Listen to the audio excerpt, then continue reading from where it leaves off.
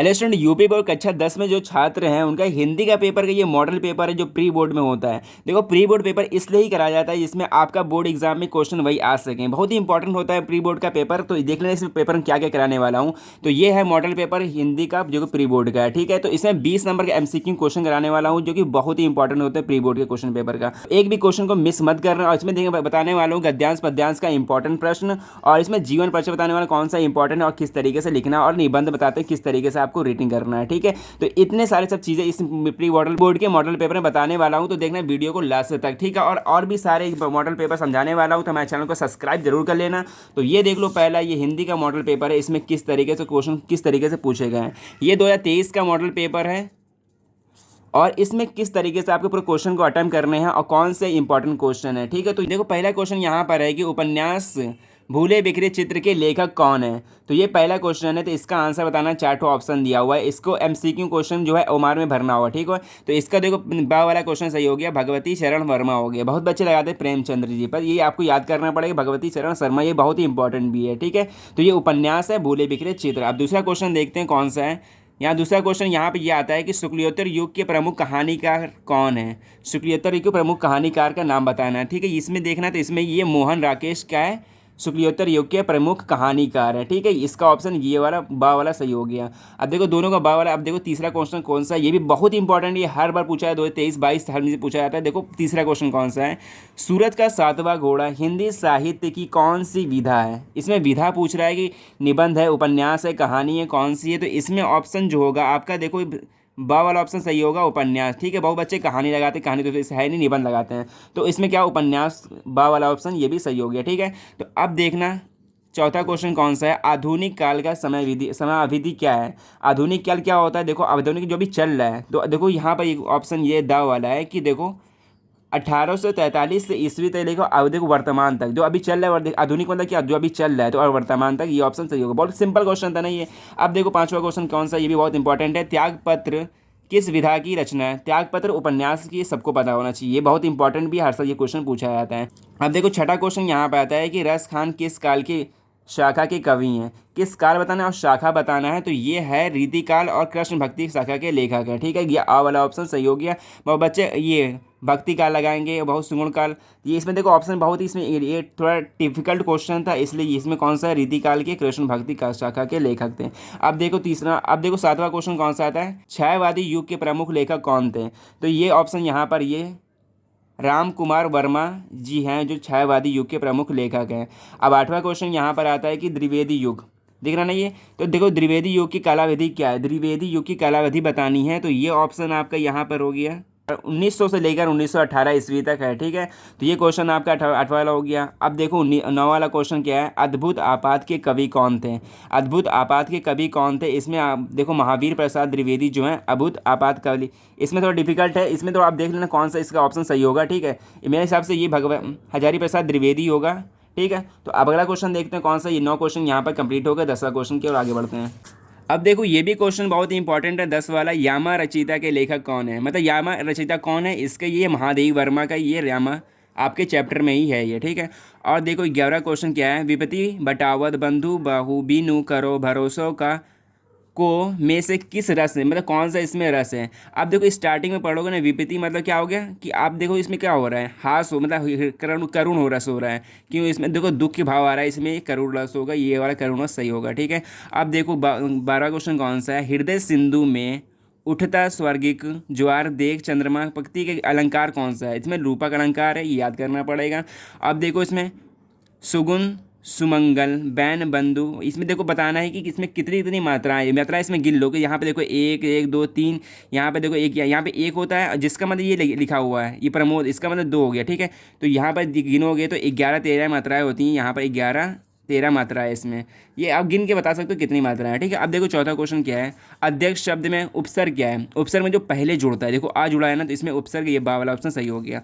देखो हासाई शब्द में कौन सा प्रत्यय है, जो पीछे जुड़ता, प्रत्यय मतलब जो पीछे जुड़ता, हसाई मतलब आई, मतलब देखो ये कौन सा बा वाला सही हो गया, आई वाला सही हो गया, हसाई में आई सही होगा।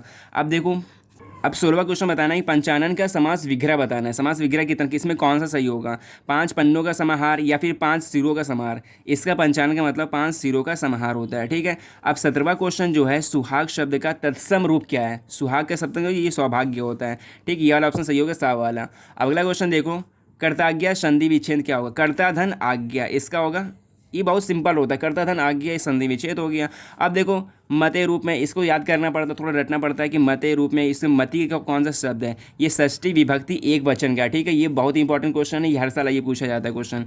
अब देखो हसिष्ठ्यत रूप में हंस का धातु रूप बताना है इसमें, तो इसमें लट लकार का कौन सा है, मध्यम पुरुष एक वचन का है। ठीक है, तो ये क्वेश्चन आपका यहाँ 20 क्वेश्चन एमसीक्यू कंप्लीट होते हैं। अब देखना जो मेन चीज़ स्टार्ट होता है यहाँ पर खंड ब से, जो कि देखो क्या लिखा है, गद्यांश में से किसी एक नीचे दिए प्रश्नों का उत्तर करना है। देखो 2 दिया होता है, एक करना होता है। यहाँ पे देखो अश्वरोही पास आया, मतलब देखो यहाँ पे एक गद्यांश दिया हुआ है और पीछे दिखाते हैं कौन सा दिया है, ये पूरा गद्यांश यहाँ पे दिया हुआ है। इसमें पूछ रहा है प्रस्तुत, इसमें संदर्भ लिखना है, फिर इसको व्याख्या करनी है, फिर इसका एक क्वेश्चन यहाँ पूछ लेता है। 3-6 नंबर का आपके ये क्वेश्चन यहाँ बनेंगे। ठीक है, तो देखो ममता पाठक और जयशंकर प्रसाद ने इसको लिखा था। ठीक है, तो ये क्वेश्चन यहाँ आपके कर लोगे। अब अथवा में एक और अब देखो एक और यहाँ पर आता है कि व्याख्या करने के लिए या फिर ये कर लो या फिर ये कर लो। अब देखो ये मित्रता नामक पाठ से लिया गया और इसका आचार्य रामचंद्र शुक्ल जो लेखक है, ये आपकी व्याख्या करो, व्याख्या यहाँ से हिंदी में देख कर सकते हो।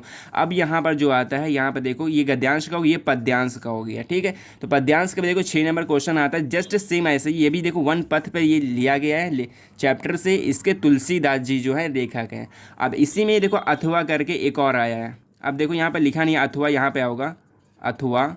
अब देखो यहाँ पे ये दिया हुआ है, इसमें हिमाचल, ये हिमालय का दिया हुआ है। देखो यहाँ पे महादेवी वर्मा ने लिखा है। अगर इसको तुम अच्छे से पढ़ोगे ना, देखो यहाँ पे देखो दिख जाएगा हिमालय है, तो हिमालय चैप्टर से लेके इसका लेखक कौन है, महादेवी वर्मा। अब देखो ये कवित्री कह रहा है, कवित्री मतलब जो लेडी हैं, देखो महादेवी वर्मा। ठीक है, यहाँ से कुछ हिंट मिल जाता है कि आप कर सकते हो। 6 नंबर आपके यहाँ से 6 12 नंबर यहाँ से कंप्लीट हो सकते हैं। अब देखो आगे जो क्वेश्चन कौन सा है, अब देखो 30वां क्वेश्चन यहाँ पे कह रहा है कि निम्नलिखित में से लेखक किसी एक का जीवन परिचय लिखना है। अब देखो जो मेन जीवन परिचय है ना, वो जयशंकर प्रसाद का और रामचंद्र शुक्ल जी का। इसमें से एक याद कर लो, आपका फंस जाएगा। ठीक है, देखो 3 दिया, 3 में से आपका एक करना है। ठीक है, उसके एक रचना का नाम भी लिखना है। ये गद्य का हो गया, ये पद का हो गया। इसमें देखो कवियों में से किसी एक का जीवन परिचय लिखना है। देखो सूरदास लिख सकते हो, सुमित्रा पंत या फिर बिहारी लाल, इसमें से कोई एक लिखना है। ठीक है, अब देखो निम्नलिखित में से किसका करना है, ये संस्कृत आ गया। संस्कृत खंड में आपको क्या करना होता है, इसकी व्याख्या करनी होती है, इसका एक श्लोक लिखना होता है।